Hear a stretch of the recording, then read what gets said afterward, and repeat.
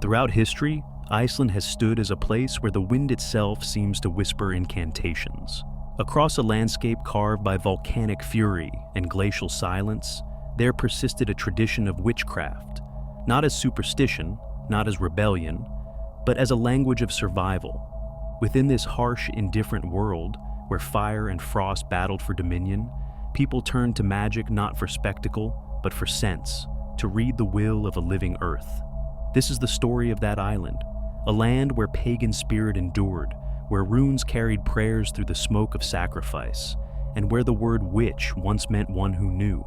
Magic in Iceland was not hidden in shadows. It existed beside every hearth and field, a quiet companion to hunger, sickness, and the endless winter.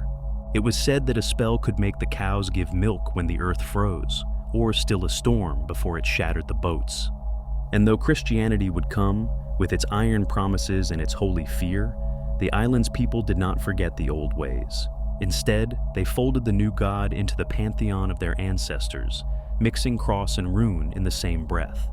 For centuries, these two faiths lived side by side, uneasy but inseparable, like ice and flame.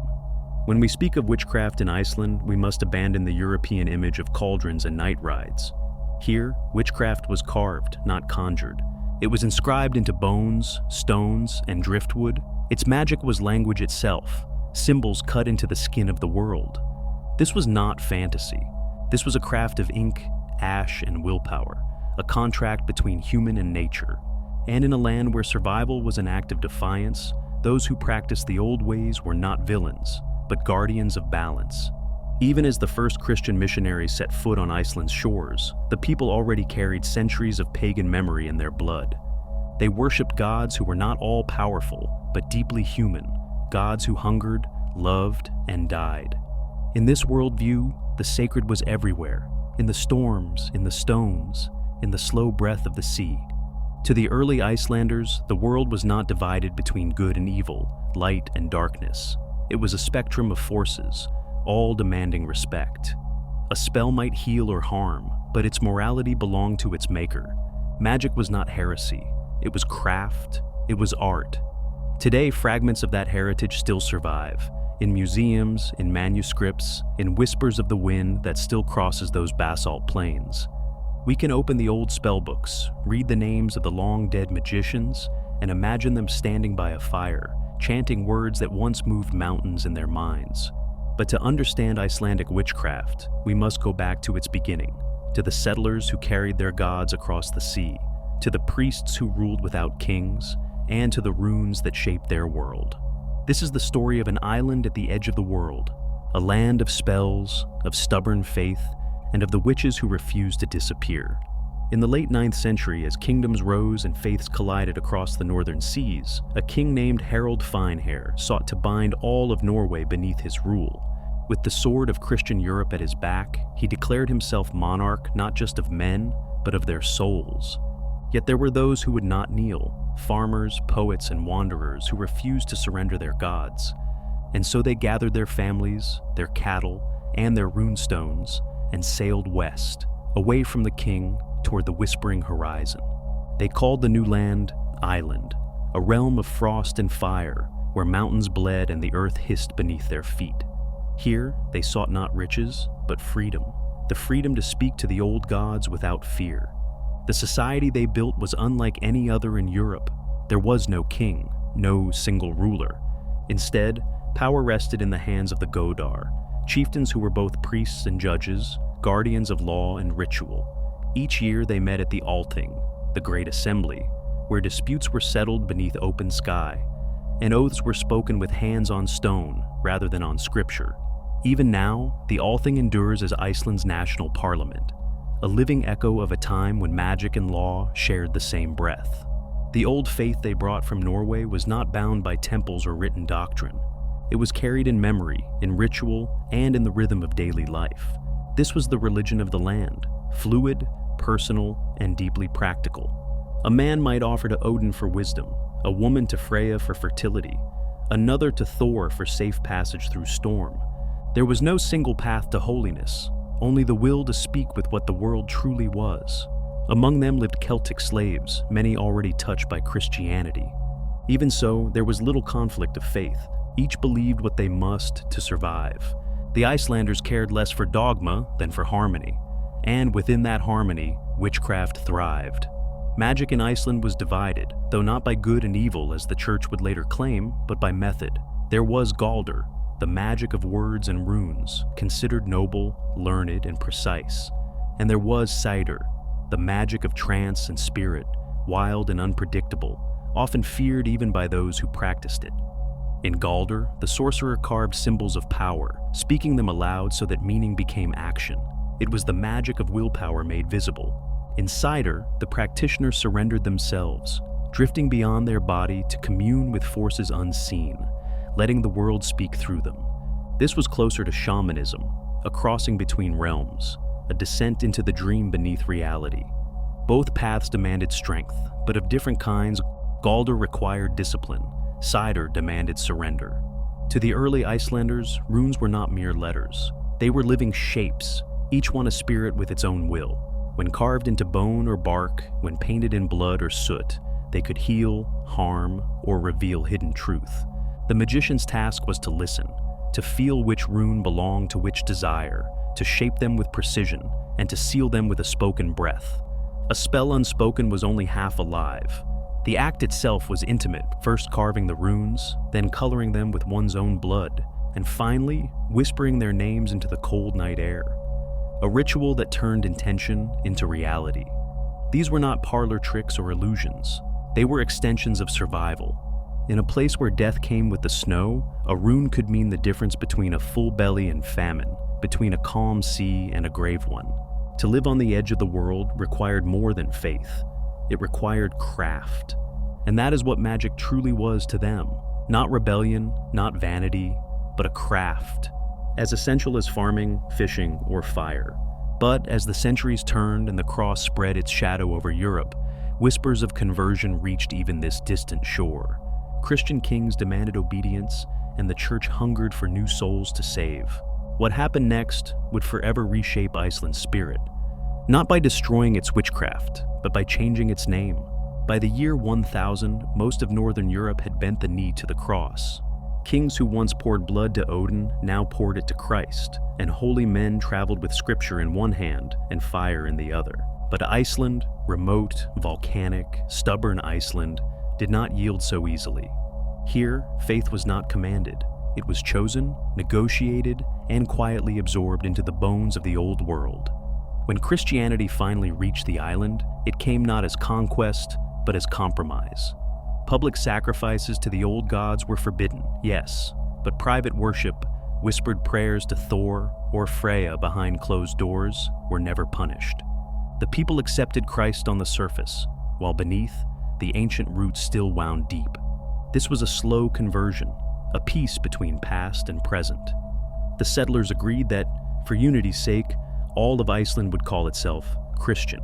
But when night fell and the fire burned low, families still sang the songs of their ancestors. It was said that some still offered the blood of horses in sacred feasts, that infants deemed cursed were left for the gods on lonely hillsides, and that charms carved in runes were hidden in church walls. A quiet pact between the old world and the new. For a time, Iceland lived in two faiths, the cross above the door, the hammer beneath the hearthstone. As Christianity spread, so too did its strange paradox. The church condemned magic as heresy, yet its words and symbols began to weave themselves into the very spells it sought to destroy.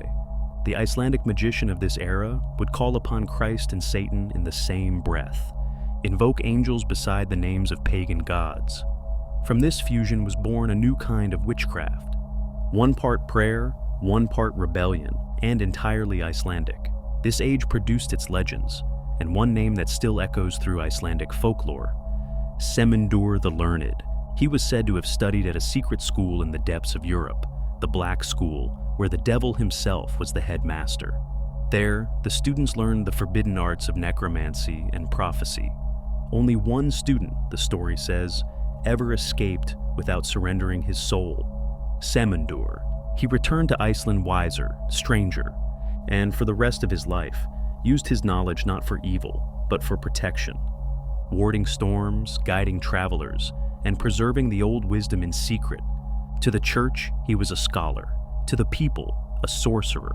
To Iceland, a symbol, proof that the old magic could survive even beneath the weight of the cross. But peace, like winter sunlight, never lasts long in Iceland. As Europe turned once more upon itself, with reformations, wars, and rising fear of heresy, the island's fragile harmony began to fracture. Foreign kings claimed ownership over the land. The church grew rich, while the people grew poor. And in the hunger that followed, suspicion found its voice again. Old ways that once ensured survival became dangerous. Runes, once prayers, were now marks of sin. And magic, once called wisdom, was renamed witchcraft. In the centuries to come, the balance between faith and fear would shatter completely. The fire that once burned for the gods would return, this time to consume their followers. The 16th century dawned with a promise of purity, or so it was said. Across Europe, the Protestant Reformation set fire to the altars of the old church. Saints were struck from walls, relics smashed, and faith rebranded as a business of kings. In 1536, Denmark embraced this new faith. And as its dominion stretched northward, Iceland was expected to follow. But Iceland has never been quick to bow. The island's isolation bred resistance. Where Europe was swept by sermons and politics, the Icelanders held fast to their own quiet traditions. Between 1536 and 1550, a strange war took shape, not of armies, but of priests. Two churches, Catholic and Protestant, wrestled for the souls of the people. The Protestants won, and the last Catholic bishop, John Arason, was executed on a cold hill. His death marked more than the triumph of one religion over another. It marked the beginning of Iceland's long age of silence, an age when the old voices of the land would be hunted down, and the word witch would become a weapon. For a time, the island sank into hardship. The Danish crown took its tithe, 1/4 of every church's wealth, leaving farmers starving and villages broken. Trade was strangled, and poverty grew like moss over the stones. It was then that people began to look again toward magic, not as rebellion, but as survival, a spell to calm the storms, to heal the sick, to find what the world denied. Among the manuscripts and memories of that era, we still find traces of them. The Red Book of Godskolk, the cruel sorcerer priest, the Grasskinna, said to damn any who read too far into its runes, and the ghost stories of Lofter the necromancer, who tried to raise the dead to steal another man's spellbook. In those pages, the line between faith and heresy blurred into smoke. By the early 1600s, Europe was drowning in witch hunts. Germany, Scotland, Denmark, all burned their accused. Fear became a ritual, and fire its sacrament. In 1617, King Christian IV of Denmark declared witchcraft illegal across all his realms: Denmark, Norway, the Faroes, Greenland, and Iceland. The decree was absolute. Those who cast spells were to die. But in Iceland, the law arrived slowly. For 13 years, it went unpublished, buried beneath snow and indifference.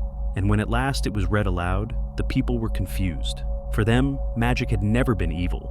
It had been ordinary. How could they condemn what had kept them alive? Still, the tide of fear came ashore. Between 1625 and 1683, 170 Icelanders were accused of witchcraft. 21 were executed. Unlike in Europe, almost all of them were men. In Iceland, magic was knowledge, and knowledge was a man's domain. To carve runes, to chant spells, to read the stars, these were considered learned crafts. And so, when the church came hunting witches, it was the learned it burned. The trials were clumsy, chaotic things. Some accused were executed before their cases were even recorded. Others confessed after torture, their words twisted into sermons for fear. Those who survived spoke of strange torment, of visions, voices, and invisible pains blamed on curses. And yet, behind the fear, you can still hear the same heartbeat that pulsed in Iceland for centuries. A people trying to make sense of their suffering. When crops failed or children died, the priests blamed witches. But the witches, if they existed at all, were simply people who refused to forget the old ways. In 1655, one trial would come to define the madness of this age. A story of faith, paranoia, and vengeance known as the Kirkjuból Affair.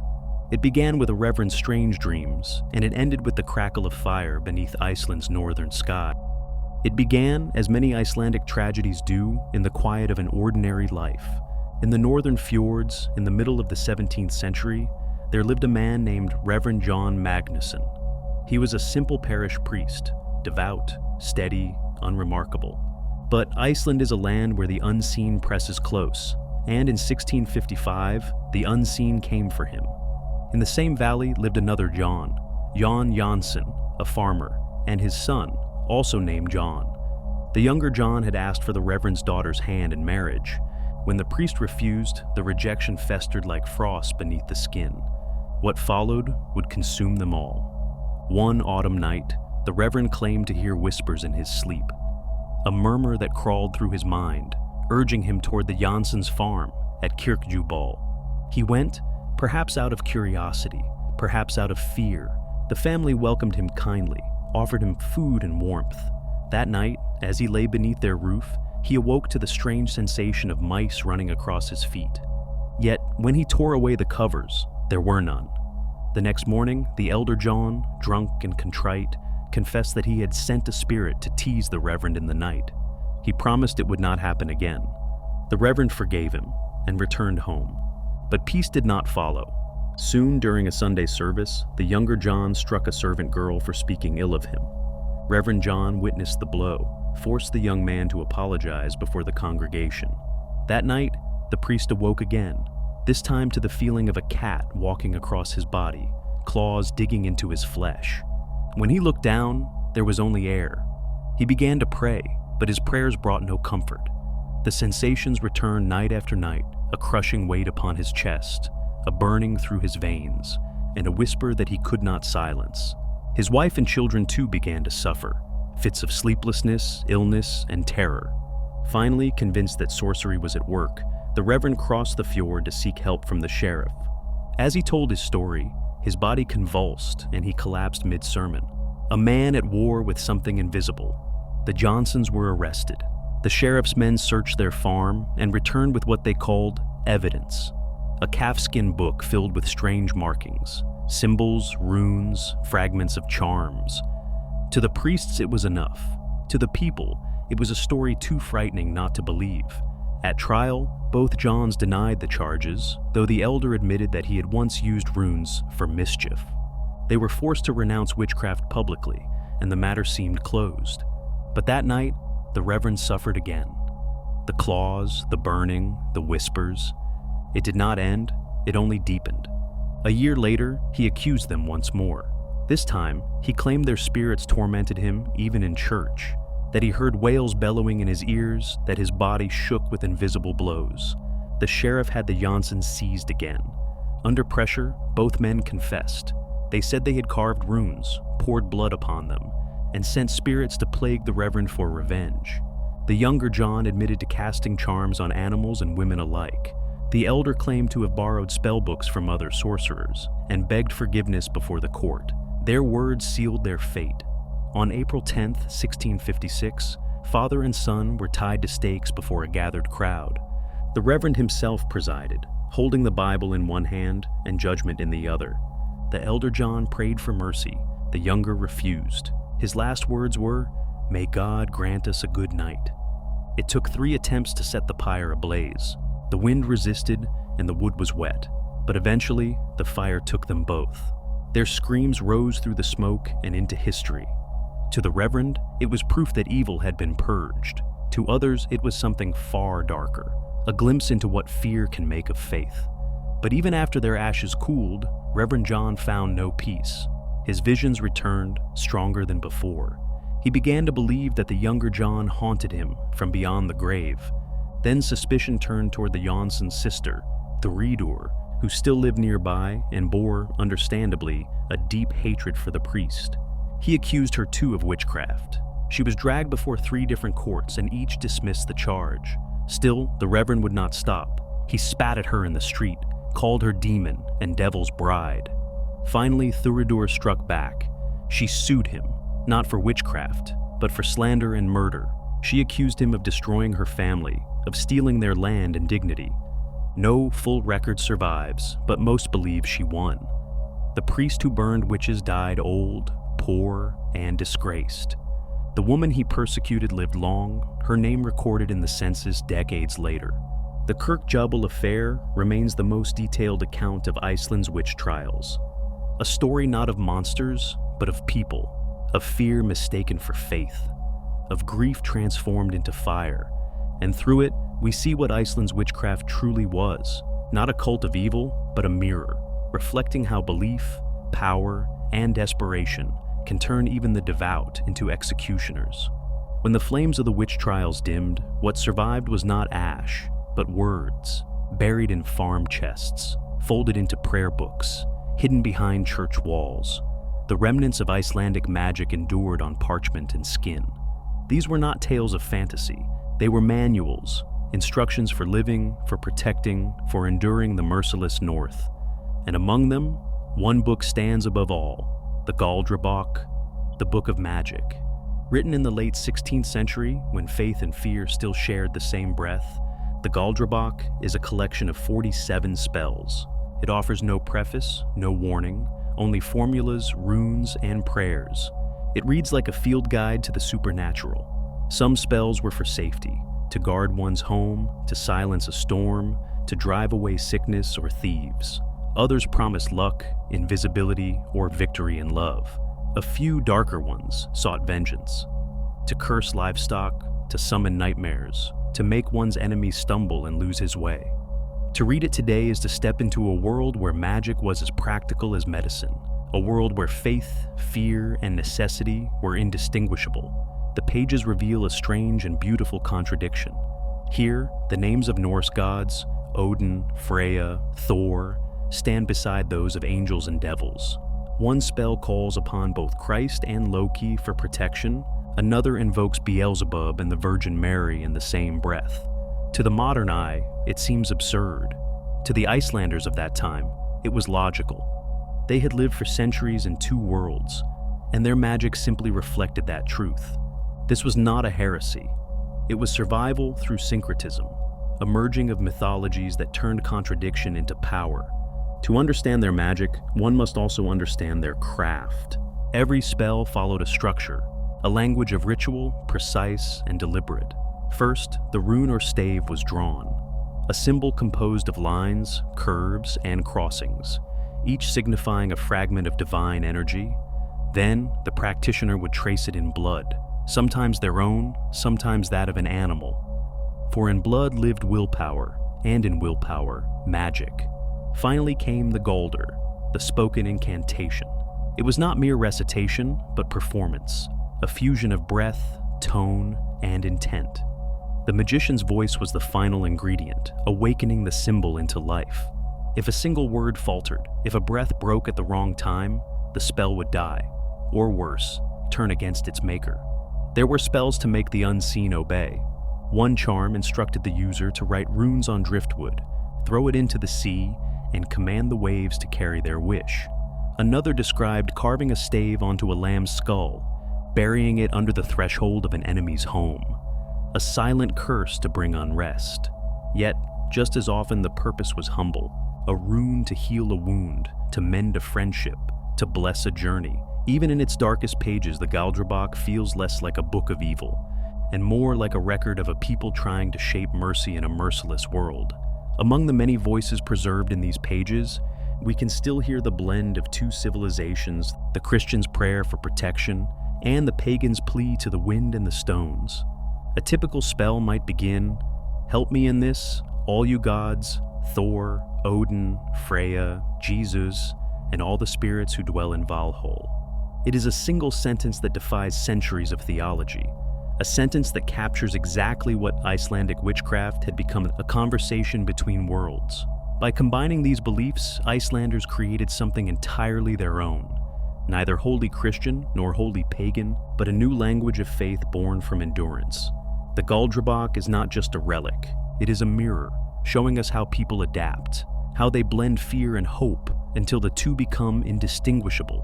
Magic for them was not rebellion, it was agency, and even under the cross, they kept it alive, carved into bone, hidden in plain sight. Every spell begins with a question: what moves the world? To the old magicians of Iceland, the answer was not gods or demons, but will, a force that lived inside every human being, waiting to be shaped. The rune, the chant, the sacrifice. These were not powers in themselves. They were bridges, ways to channel a person's own strength into the language of the world. At the heart of every Icelandic spell lies this idea that willpower, when sharpened by discipline and ritual, could change reality. A man might carve runes into wood, chant over them until his breath grew hoarse, and believe, truly believe, that his will had entered the world like a spark in the dark. This belief was everything. It was both the engine and the outcome. If the spell worked, it proved the magician's strength. If it failed, it revealed his weakness. To master magic was to master oneself. The texts speak of anger as a kind of fuel. Many incantations command the sorcerer to speak the words with wrath, to pour emotion into the chant until it ceases to be language and becomes sound. Others demand silence, days of fasting, of solitude, so that hunger and exhaustion might focus the spirit like a blade. In this way, pain became concentration, discomfort became clarity, and clarity became magic. It is the same principle that drives mystics and monks, the stripping away of distraction until only intention remains. Magic was a dialogue between body and world. Blood, breath, and voice were its instruments. When a rune was drawn with blood, it was more than pigment. It was a signature, a seal of life. When a word was spoken, it was not merely sound, but substance, a vibration that could alter what it touched. To the Icelanders, the world itself was alive, woven with invisible threads of power. Every mountain, every river, every gust of wind was aware, listening, and capable of answering if spoken to in the right tongue. A spell, then, was a kind of negotiation. The magician did not command the world, they persuaded it. They appealed to its spirits, its rhythms, its unseen laws. And like any negotiation, it depended on respect. If performed with arrogance, the world might refuse, or worse, punish. This belief made Icelandic magic strikingly humble. It was not the pursuit of domination, but of cooperation. A reminder that humans were part of the natural order, not masters above it. When we look at these ideas through modern eyes, we might call them superstition or psychology or early science. But to the Icelanders, there was no distinction. To speak to the world and to pray were the same act, an exchange of will and word. That is why the line between witchcraft and religion was never clean in Iceland.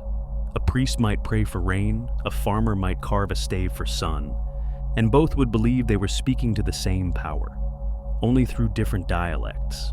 In this, Icelandic witchcraft shares its roots with all human attempts to make meaning from chaos. It is an art of focus, of belief, of turning emotion into motion. And in that sense, its legacy survives. In every word whispered for luck, in every name carved for protection, in every moment we believe our thoughts might shape the world. For Iceland's magicians, this was the truest spell of all, to imagine, and to make that imagining real. If you travel through Iceland today, you will not see witches burned or runes carved in blood. You will see geothermal plumes rising from black earth, stone cairns standing against the wind, and churches built where temples once stood. And yet, beneath the hymns and the hum of the modern world, something ancient still stirs. Iceland is no longer a pagan nation. It is, by every measure, a Christian and largely secular one. But here, the past has never been buried, only woven into the present.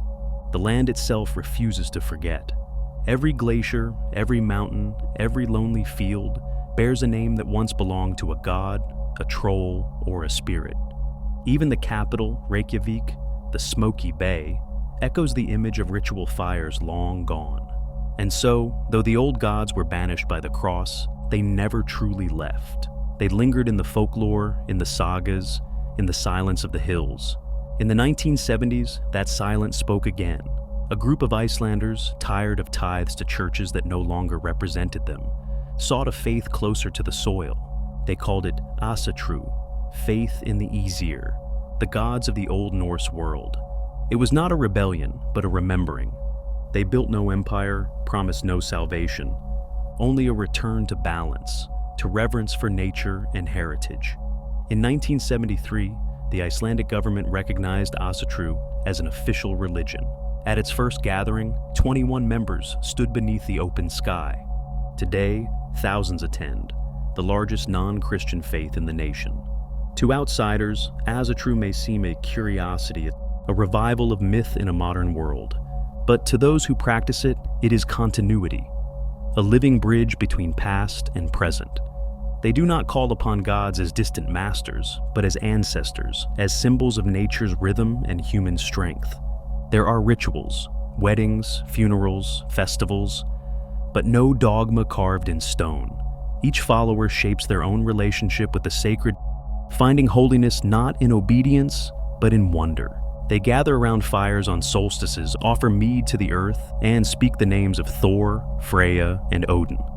Not as fantasy, but as kin. But Icelandic Asatru is not the narrow, twisted version adopted by extremists elsewhere. It is a faith of openness. Its high priests have spoken against racism, nationalism, and hate. In this northern land, spirituality belongs to the landscape, not to blood. It is a religion of respect, for nature, for ancestors, for the fragile balance of existence. And in that way, it reflects what Icelandic witchcraft always was, not rebellion, but reverence. The rituals have changed, the symbols have softened, but the spirit remains. When an Icelander lights a candle against the winter darkness, when they read the sagas by firelight, when they whisper a small prayer to the wind before crossing the sea, that is the echo of the old faith. Magic still lives here, though no one calls it that anymore. It lives in the language, in the legends, in the unspoken understanding that the world listens if you know how to speak. In the end, Iceland remains what it has always been. A frontier between faith and nature, between survival and surrender, between the world we see and the one that breathes beneath it. And perhaps that is the truest legacy of its witches and pagans, to remind us that belief is not about power, but about connection. Between people and their land, between history and the present, between what is known and what is still whispered in the dark. To understand Icelandic witchcraft, one must first understand Iceland itself, a land that defies stillness, where the earth trembles, where glaciers move like slow beasts, where fire sleeps just beneath the crust, waiting. This is not a country built for comfort. It is a test of endurance, of spirit, of imagination. And perhaps that is why magic took root here so deeply. For in a world that punishes the unprepared, to believe is to survive. The people who settled this island faced a living wilderness, volcanoes that glowed like eyes in the dark, winds that could erase the path you walked an hour before, long winters when the sun itself seemed to abandon them. And so, they made sense of it the only way they could, through story, through spell, through reverence. They did not see gods as masters, but as neighbors, sharing the same struggle against the cold. Their witchcraft was never about the unnatural. It was about understanding what was already there, how to speak to the storm, how to ask the earth for mercy, how to live between chaos and calm. Even today, that spirit remains. Icelanders read more books per capita than any other people on Earth. Their literature, their sagas, their art, all trace the same ancient impulse, to record, to remember, to imagine. Knowledge here is sacred, and in that reverence for learning, you can still glimpse the rune carvers of old, their knives tracing symbols in bone and ash. Where once they used staves to summon the wind, now they use words to summon memory. It is the same act, only in a different tongue. Witchcraft, in the end, was never about demons or defiance. It was about connection, between human and world, between fear and faith, between the seen and the unseen. When the church called it sin, the people called it necessity. When kings outlawed it, the earth still answered to it. And so, in quiet defiance, it endured, a heartbeat beneath centuries of silence. Perhaps that is the true lesson of this island. That belief is not easily burned. It changes form, hides in plain sight, and waits for the world to need it again. The witches of Iceland are gone, their spellbooks resting in museums, their voices scattered to the wind. But the world they dreamed of, where magic is simply another word for meaning, still exists. It exists in the shimmer of northern light, in the rumble of the earth beneath your feet, in the whisper of the wind that still crosses the lava plains.